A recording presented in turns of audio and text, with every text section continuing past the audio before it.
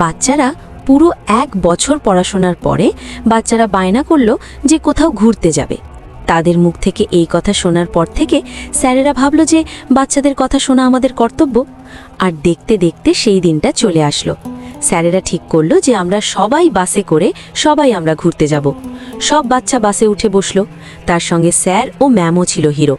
কিন্তু বাসটি খুব সুন্দর চলতে শুরু করলো, কিন্তু হঠাৎ বাসটি ব্রেক ফেল করে। বাস চালক লোকটি অনেক চেষ্টা করলো বাসটিকে থামাবার, কিন্তু বাসটি কিছুতেই থামতেছে না। বাসে থাকা সবাই ভয় পেয়ে গেল আর চিৎকার করতেছে, কেউ আমাদেরকে বাঁচাও, কেউ আমাদেরকে বাঁচাও, কেউ আমাদেরকে বাঁচাও। সেই বাসে থাকা মিষ্টি বাচ্চাদের মুখ থেকে এই কথা শোনার পরে সেই মিষ্টি বাচ্চাদেরকে বাঁচানোর জন্য তাদের স্বপ্নের হিরো চলে আসলো। তোমরা বলো তো সে কি হতে পারে?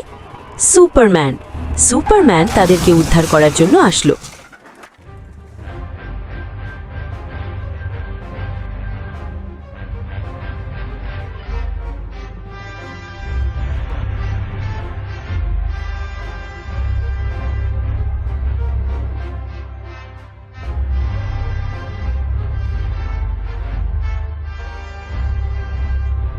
বাসটির দুর্ঘটনার আগেই সুপারম্যান সবাইকে বাঁচিয়ে নেয় এবং সুপারম্যান বাসটিকে সুরক্ষিত একটা স্থানে রেখে দেয়।